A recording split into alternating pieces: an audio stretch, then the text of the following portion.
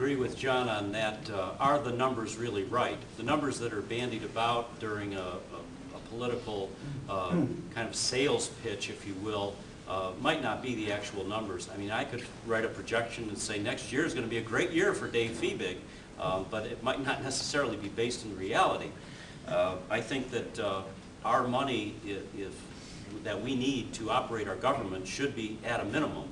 And I don't think we should be running up, $12 million, $14 million surpluses. I think that money should be kept in your pocket, because you know better what to do with your money than the county government, the state government, any government knows what to do with it. So I'd always advocate for keeping that money in your pocket, not in a county.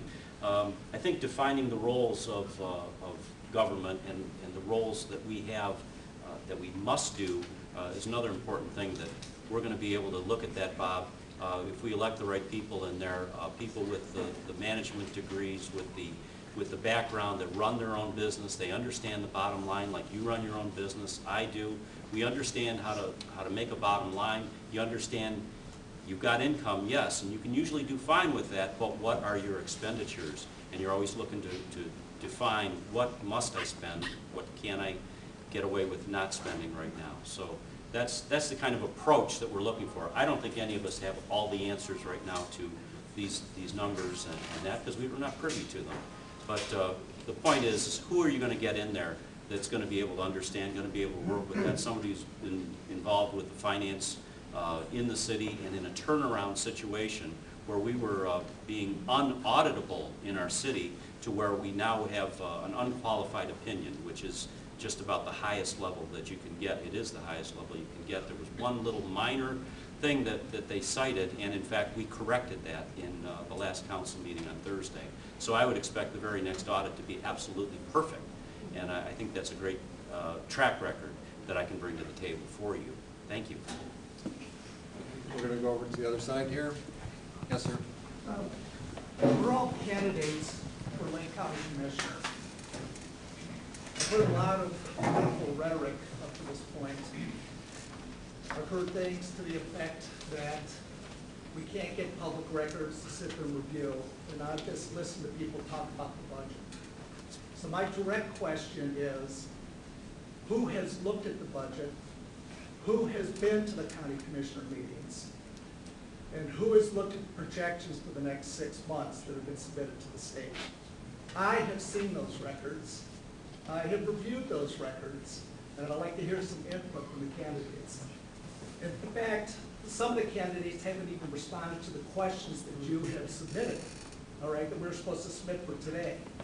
And I take offense that some people said they're making testimony today when they weren't willing to share information with us. Let me address that. We did get responses from all the candidates, and 4 of those have been posted. Were they timely? Not all of them, and we will be addressing that. But we'll go back to the question regarding the specific pieces of information that the gentleman asked about, if you guys have seen those. And I think, Lindsay, you're first. And we'll try to keep it to a minute so we can have time for the questions. I've called the budget guy twice. Twice he's put me off. I will see him. I have spent an hour in the Director of Administrative Services office talking about health insurance, and I'll be talking about that more in the future. So I have not seen the temporary budget that they passed. However, I've run a county department. I have to make a budget every year. So I'm very familiar with the process, and I've been through budget hearings because I'm on the other side of the table from the commissioners defending my budget every year. And the budget that I have run for Geauga County without being asked has been reduced by 24% on my watch. My staff's been reduced by 30% on my watch. I've doubled my hours open to the public, and we're getting the work done. We're running skinny. We're doing it the way you would want us to do it. So I'm obviously very familiar with that process. I have not seen those numbers yet. Thank you. I'll just say it straight up. I've tried to get some of this information also as a local elected official. It's a pain in the neck trying to get information. I'll talk to our friend here, the prosecutor. It's kind of like when the opposition gives you a truckload of documents. You know the answer's in there somewhere. You just got to find it. This is what I'm trying to say. The reality is you can get this information, but is it in a usable format? CAFR, anybody familiar with that? It's an accounting practice. That stands, I won't even go into it, but it's Comprehensive Audit Annual financial Report. Yeah. It stopped being used by the county in 2008. If you take a look at that document, it kind of gives you an executive summary. It's kind of like the state of the county in the beginning of that. It's gone. The stuff that puts it into plain English, gone. Those are the kind of problems we're running into.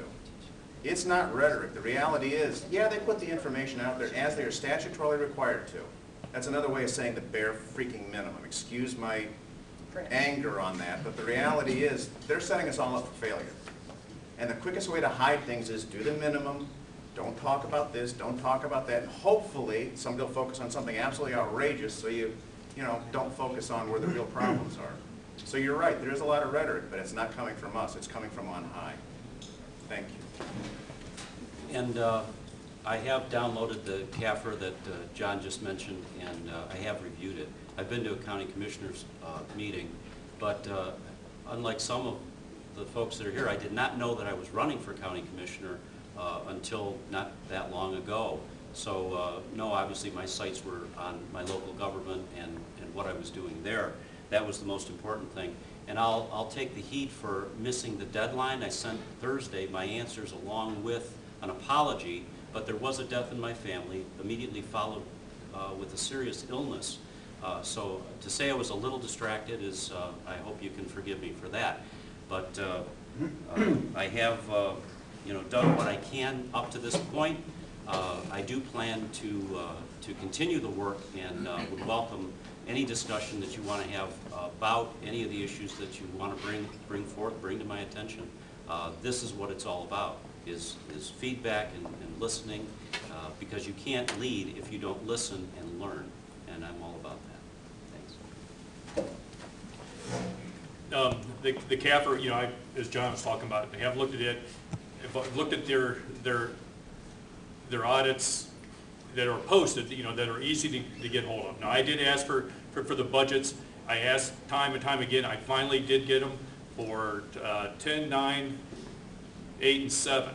But they were the very not broken down. They were just the generic, this is the dollars, this is what we ended up with.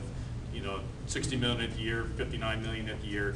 So there wasn't any kind of real useful information to get out of that. Now, when you go online and look at the CAFR, it's about 120 pages long, I do believe. So you really do have to study that, and study it a lot, and try to pick out where these dollars are going. So you really, it's almost a game where they're not going to give you that information. You just have to go and search and search and search. These 6 months, I have not seen it.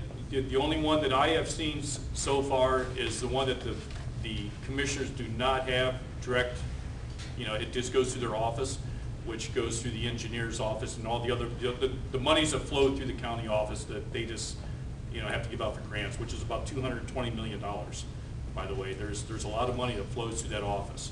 Their budget's around $60 million that they can actually touch their hands on, but there's a lot of other county dollars that flow through there. It's difficult. You ask and you don't get anywhere. That's the whole idea, is to make this thing transparent.